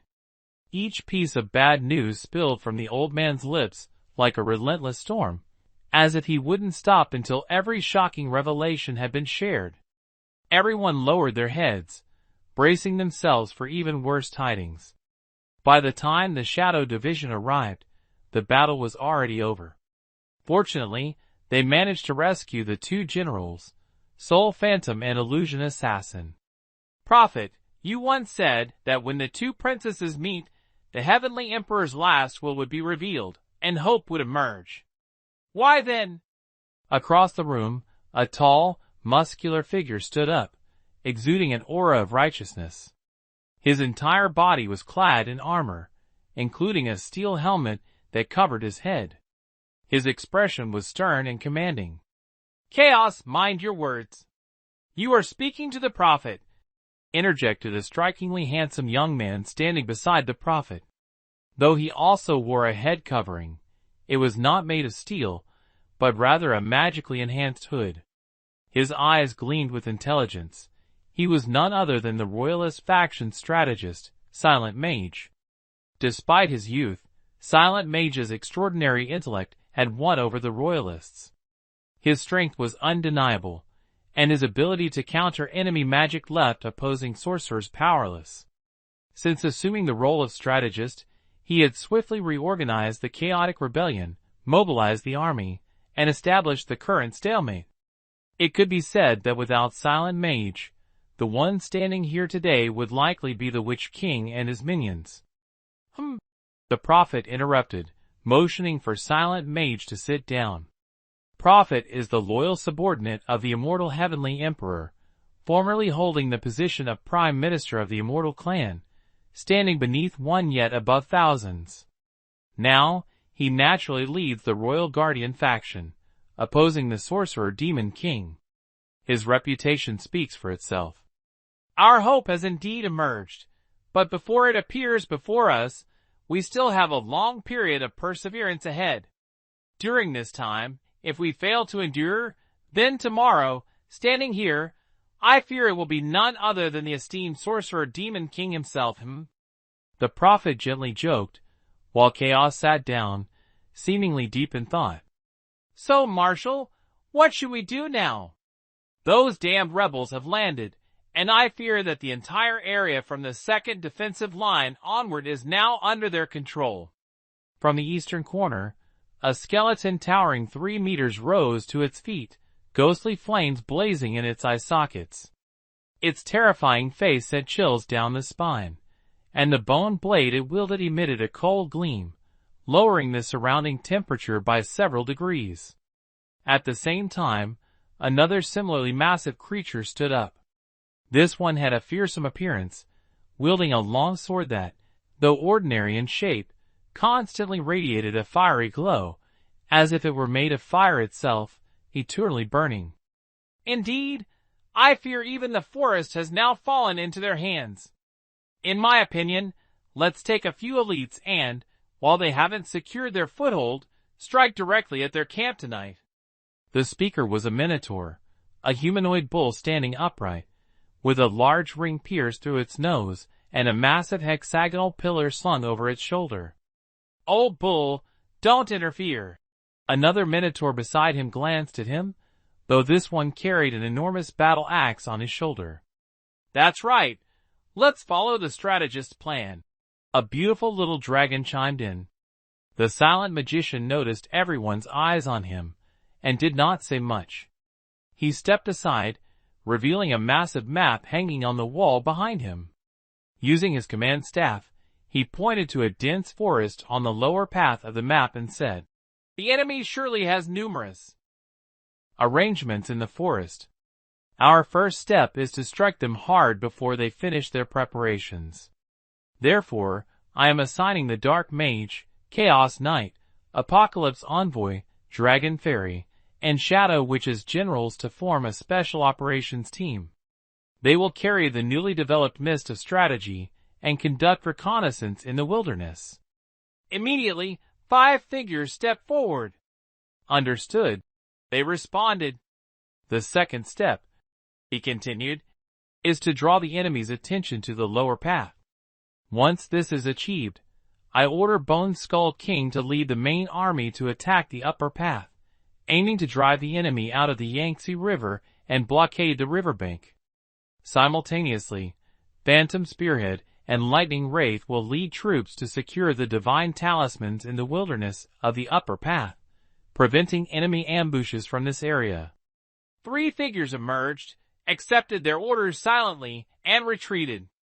The third step involves gathering the Hungry Ghost, Illusionist, Fire Gunner Dwarf, Night Star Wanderer, and Nature God generals. Once the 2 female generals recover from their injuries, they will proceed to the Celestial Emperor mountain range to search for the ancient barbaric beast, Rakshasa, and seek its assistance. If necessary, they may use force to subdue it. Under the meticulous arrangements of the silent magician, the royalist faction carried out their defensive strategy in an orderly manner, waiting for the right moment to deliver a fatal blow to the rebels. Deep within a small mountain in the Celestial Emperor mountain range, there was a hidden cave. The entrance was concealed by jagged rocks, making it nearly impossible to detect unless closely observed. Inside the cave, a young man dressed in white lay on a stone slab. Beside him was a little girl clad in silver armor, about 5 or 6 years old. The armor made her look like a lively little angel, emitting a continuous silver glow. Her eyes were red and swollen, as if she had been crying. These two were none other than Kevin Schuyler and Little Nyo, who had disappeared. Earlier, Little Nyo had used a secret technique to bring Kevin Schuyler out of his father's secret realm before fleeing to this location. Kevin Schuyler had been struck by 7 light blades from a summoner 2 realms higher than him. Fortunately, his absolute defense protected his physical body. Otherwise, even with 9 lives, he would have met the king of the underworld. Although his body appeared fine on the surface, internally, it was in chaos. His organs were severely damaged, with heavy internal bleeding. Despite lacking meridians, his energy vortexes had been distorted, and the originally oval-shaped vortexes were shattered. Luckily, 2 violet light spheres in his dantian emitted a deep purple glow that circulated through his bloodstream, rapidly healing his body. These mysterious violet light spheres seemed extraordinary.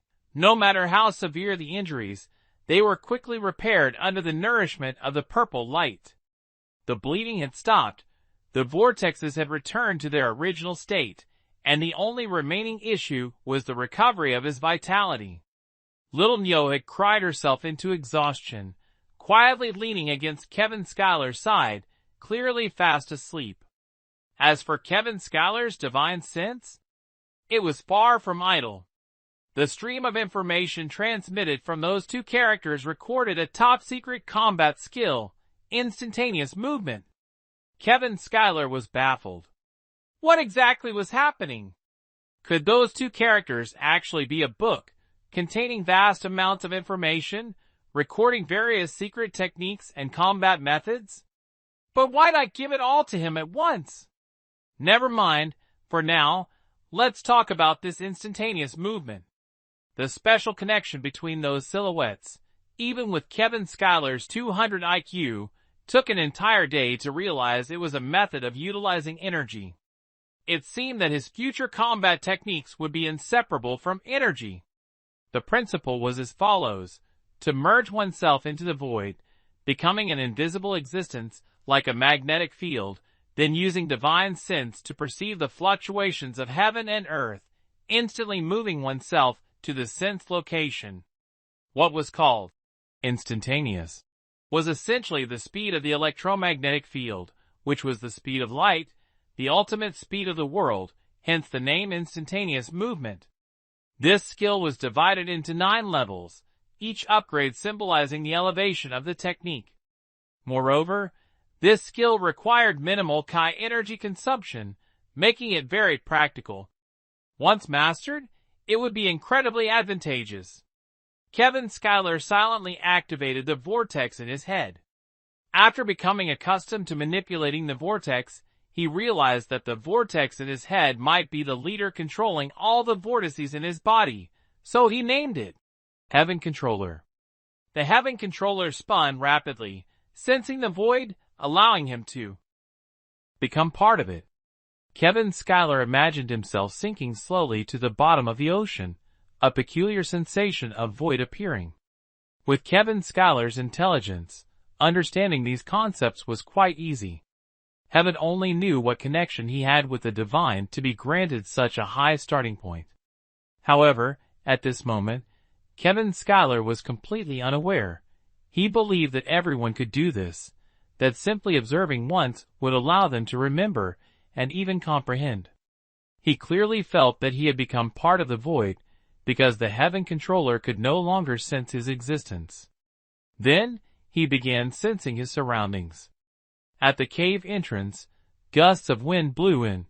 Kevin Schuyler focused his divine sense, adjusted his direction, and the void at the cave entrance seemed to distort, then suddenly returned to normal, then distorted again, and returned to normal, repeating this cycle many times. Suddenly, Kevin Schuyler shouted, "Ah!" The little girl was startled awake, thinking an enemy had attacked, and hurriedly lunged toward Kevin Schuyler. But at that precise moment, something strange happened. Kevin Schuyler's body flickered like a static-filled television screen and then vanished. The little girl lunged into empty air. "Ah!" A scream even sharper than Kevin Schuyler's shout rang out, nearly deafening him. Moreover, the scream showed no sign of stopping. The little girl clasped her hands tightly to her chest, tilted her head back, and continued screaming. 1 second, 2 seconds, 5 seconds passed.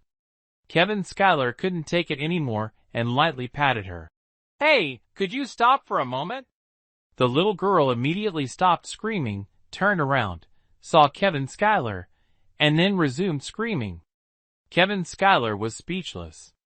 He covered the little girl's mouth with one hand, wrapped his other arm around her waist, and lifted her onto the stone platform. "Promise me you won't scream again." The little girl hesitated for a moment, as if confirming something, then nodded repeatedly.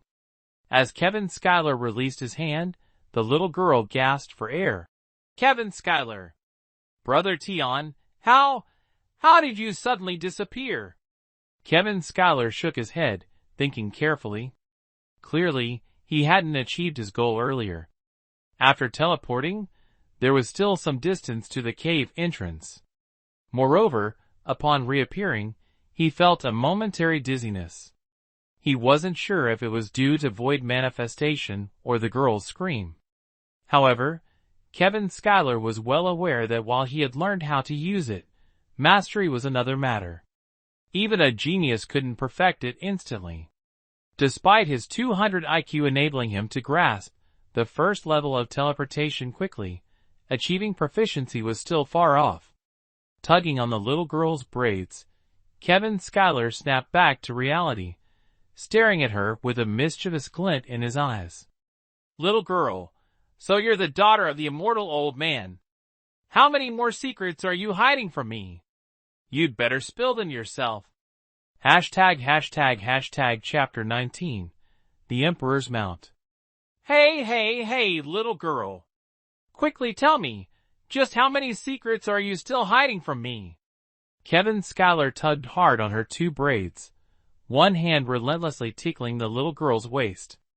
She squirmed uncontrollably on the stone platform as if having a fit, her face, once streaked with tears, now lit up with laughter. Stop tickling me, Kevin Schuyler. Brother Tion, I'll tell you everything. First, tell me your name. At this point, the little girl returned to her sorrowful expression, muttering softly. I don't have a name. My father disappeared before I was born. By the time I gained consciousness, I was already this big. Moreover, at the very beginning, I was in the palm of that statue's hand. After some investigation, Kevin Schuyler finally learned that when the little girl was born, she had a jade pendant beside her. This pendant contained a wealth of information about the immortal Heavenly Emperor during his lifetime. As soon as the little girl was born, the jade pendant automatically transported her to Qilan City. It was an old man who instructed her to enter the secret realm through the Heavenly Emperor Mountain Gate in the middle of the Yangtze River on the day the city fell. However, unexpectedly, she encountered a wandering vagrant, him. The jade pendant also held even more abundant information, including details about the eldest daughter of the immortal Heavenly Emperor, who was the woman in white. There was also a specific instruction from the old man. Under no circumstances was she to reveal her identity unless the immortal domain had been unified. Otherwise, her identity must remain forever hidden. Where did that old man go? Kevin Schuyler couldn't help but wonder aloud. The little girl pouted. Don't insult my father. Kevin Schuyler was speechless, thinking to himself, where on earth did that old man go? Could he have died? Why was the little girl sent out from the beginning instead of staying in the secret realm to meet her elder sister? Why couldn't she reveal her identity to rally the immortal clan to destroy the witch demon king? Too many questions. At this point, Kevin Schuyler wanted to take out the jade pendant to examine it, but this time, the little girl absolutely refused to let him. Looking into her gem-like eyes, Kevin Schuyler understood that he had gained her full trust. Otherwise, he wouldn't have learned all of this. So your name really is Little Immortal Sister? The little girl lowered her head, her cheeks flushed, and softly replied, Yes. That old man is truly hopeless. He couldn't even come up with a decent name. Kevin Schuyler teased. Seeing that the little girl was about to erupt in anger, he quickly restrained her. And your elder sister? Don't tell me she's called Little Immortal Maiden? Little sister widened her eyes in astonishment. How do you know? Old man, have you even finished elementary school? Giving your two daughters names like that, how are they supposed to face the world? By the way, what's that old man's name? Seeing Kevin Schuyler still up to his usual antics, little sister was at her wit's end and reluctantly replied, Immortal brother. Your whole family is truly unique. I bet your grandfather didn't finish elementary school either. Little sister erupted with anger. Strangely enough, after being cleansed by holy light, little sister's body seemed to brim with mysterious energy. Though she couldn't do much to Kevin Schuyler, she was able to restrain him. Extending her arms, she grabbed Kevin Schuyler tightly. Then, lifting her hands, Kevin Schuyler was hoisted into the air. Hey, little sister, I'm still injured. Let me down. That's for laughing at me. Still laughing? I won't laugh anymore, never again. Boom! Kevin Schuyler face-planted onto the ground. An hour later, little sister looked at Kevin Schuyler with pleading eyes. His injuries had completely healed, which was quite strange. Using a secret healing method, Kevin Schuyler recovered about 70 to 80%. What benefit do I get for helping you? Kevin Schuyler's eyes gleamed with cunning as he looked at little Mui like admiring a beauty. Seeing little Mui remain silent for a long while, Kevin Schuyler picked up the bowl of medicine she had prepared and drank it all in one go. When the time comes, when I grow up, I'll marry you. Spurt. The medicine he had just drunk sprayed out completely. Kevin Schuyler nearly choked to death. Cough, cough. Kevin Schuyler coughed violently, waving his hand. All right, I'll help you. You don't need to marry me in the future. Kevin Schuyler broke into a cold sweat as he reluctantly agreed to help little sister resolve the internal rebellion of the immortal clan. However, there were a few doubts. First, with Kevin Schuyler's current strength, even 10 Kevin Schuylers combined wouldn't stand a chance against a summoner. Their magic had no cooldown time, limitless mana, and spells that rained down like a storm. In such a situation, 1 Kevin Schuyler or 10 would make no difference. But little sister assured him not to worry. She claimed to have a secret technique. While her combat ability was weak, she possessed the forbidden arts of the immortal Heavenly Emperor, which could temporarily amplify his strength significantly. Combined with his sharp intellect, success was certain. Yet, the secret technique required time to prepare, and came with severe side effects. Little sister, however, mischievously avoided explaining these to Kevin Schuyler. Second, was he supposed to go alone? Under the command of the Sorcerer King stood countless powerful warriors and elite troops. No matter how skilled he was, how could he possibly contend with such an overwhelming force? Little sister patted her chest confidently, saying, No problem, I have a plan. Seeing her stammering without elaborating, Kevin Schuyler asked, What plan? Little sister rolled her eyes, clearly displeased. Dadak City, Royal Council Hall. Report. Strategist, the 5 generals stationed in the outskirts have successfully cleared the enemy's strongholds and inflicted heavy injuries on several enemy commanders. However, the enemy reinforcements arrived too quickly. The 5 generals are now surrounded and in grave danger. What? The seer shouted angrily. Seer, please remain calm. The enemy possesses the Abyss Lord, who can summon reinforcements instantly. I had already anticipated this.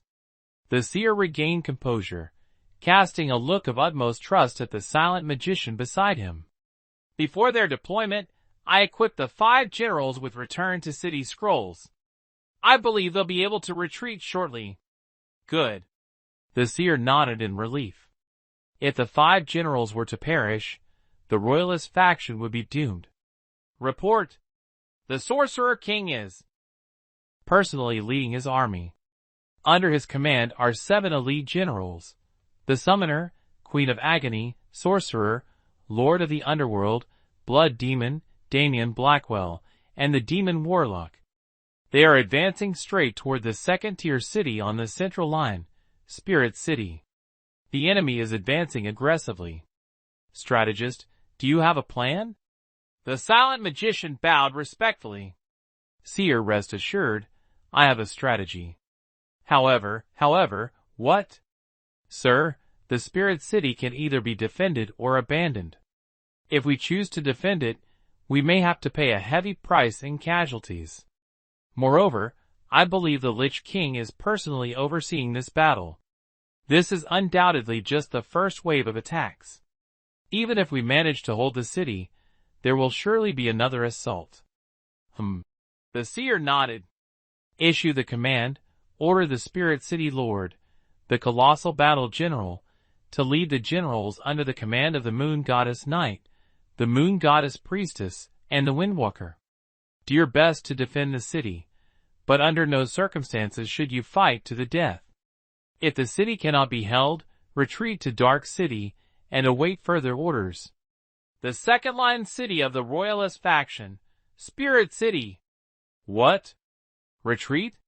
City Lord, do you know how many spirits reside in this city? They make up 1/10 of the entire Spirit clan. And now you're telling us to abandon the city and flee? A female spirit windwalker, gripping a magical bow, her exceptionally ample chest heaving, roared at the Spirit City Lord, the Colossal Battle General. Beside her, the Moon Goddess Priestess and the Moon Goddess Knight remained silent. The Colossal Battle General's eyes were bloodshot, his teeth clenched, and his fists tightened, emitting terrifying cracking sounds. If you want to leave, then go ahead. I would rather die than abandon this city. The Windwalker left behind a trail of hot tears as she leaped from the city walls, raising her fragile magical bow and continuing to fight. Below the walls, corpses were piled high, and countless undying elven clans clashed with the Lich King's massive army. Without hesitation, the Windwalker pulled her bowstring taut, aiming at the Lich King's banner fluttering in the distance, and unleashed a heaven-shaking arrow. No! The Moon Goddess Knight and Moon Goddess Priestess tried to leap down after her, but the Colossal Battle General held them back. Issue the order, full retreat. Anyone who disobeys will be executed on the spot. The command was silent, the military order merciless. The battlefield, still shrouded in smoke and fire, echoed with cries of anguish. Tens of thousands of bodies lay cold beneath the city walls, while some soldiers, having lost their sanity, continued their charge. Dark clouds covered the sky, and moonlight pierced through the gaps, illuminating Spirit City. Everything seemed eerily quiet. The city gates closed, and the remaining soldiers began their retreat, turning their backs on the city that had nurtured them, moving further and further away. No one spoke, no one raised their heads. Even the carriages moved with an unusual stillness, and the banners no longer fluttered. What has happened to the world? What has happened to the heavens? Are they weeping? Are those the tears of the divine, or the blood-stained tears of the goddess? Is it the countless lives lost or the outbreak of brutal war that has caused even our celestial beings to weep? Dadak City, thousands of magical defense towers were scattered across the city gates, powerful magical energy enveloped the entire fortress, and a massive magical barrier protected this city. The Celestial Emperor mountain range, a mysterious and strange land, was engulfed in a raging battle. 5 members of the Royal Guardian Faction's combat squad, Shadow Soul, Illusionary Assassin, Dwarf Marksman, Dark Wanderer, and Heavenborn Fang, were fiercely fighting against 5 generals of the rebel faction who had set up an ambush here: Sand King, Cannibal Mage, Spider Queen, Abyssal Assassin, and Necromancer. The battle was intense, under the moonlight that obscured the sky, as the earth quaked and mountains trembled. Bursts of radiant magic occasionally illuminated the heavens, making the land appear even more otherworldly. They're fighting. The young girl's eyes sparkled as she stared intently at the 10 powerful figures in the distance. We must quickly get to the altar and find your father's divine beast. Then, you can perform the purification ritual for me. With your father's divine beast aiding us, I'm sure our chances of victory will be much greater. All right. The young girl clutched tightly onto Kevin Schuyler's coat. Though no longer afraid, she had grown accustomed to holding on to him. Hugging Heavenborn Fang, she gently circled around the battlefield, heading toward the mysterious altar in the distance.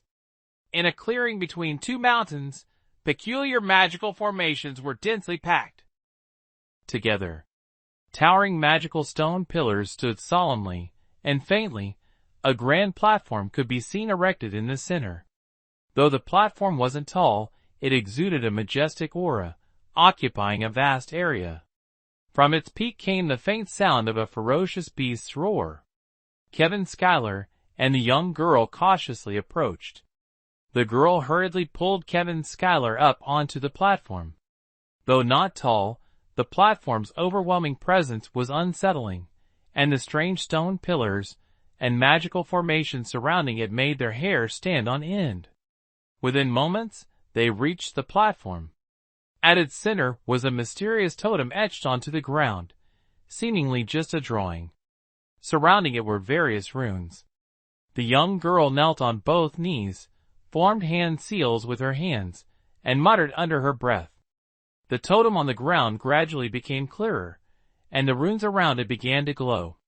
The totem resembled the beast ridden by the woman in white they had seen before, but the aura of menace and power it emitted was incomparable. The totem opened its blood-red maw. Though not yet revived, its faint roars echoed ominously. The light of the surrounding runes grew increasingly intense, slowly lifting off the platform and rising into the air. The totem followed, ascending into the sky.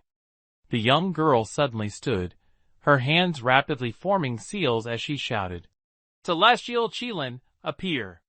Roar! A deafening roar shook the heavens and nearly caused Kevin Schuyler to fall from the platform. Though the divine beast hovered hundreds of meters above the ground, the trees near the altar were blown over by the fierce winds. Violent gales swept across the altar's surroundings. The 10 figures battling in the distance simultaneously turned their gaze toward the commotion. The totem in the air gradually transformed into a flesh-and-blood entity.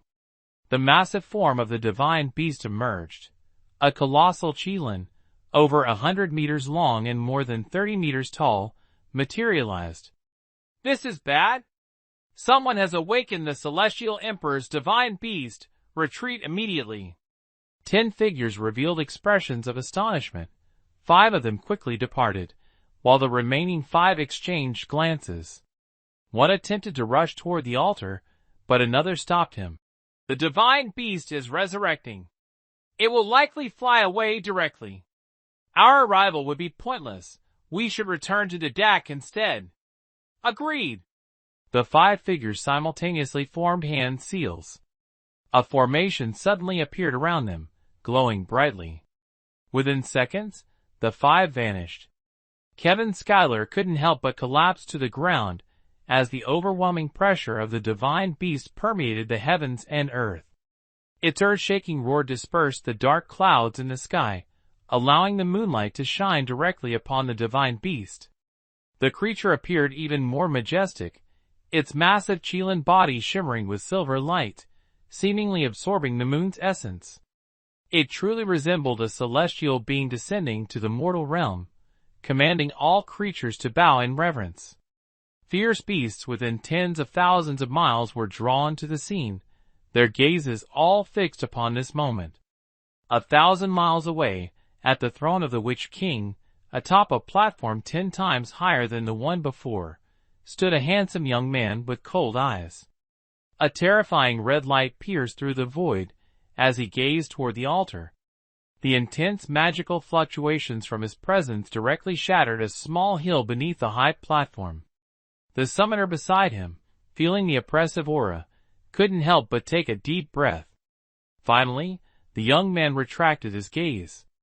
"Sigh, yet another troublesome matter," he muttered.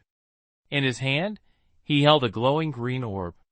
Within it, a faint figure could be seen. Upon closer inspection, it was the white-robed woman from before, the immortal maiden.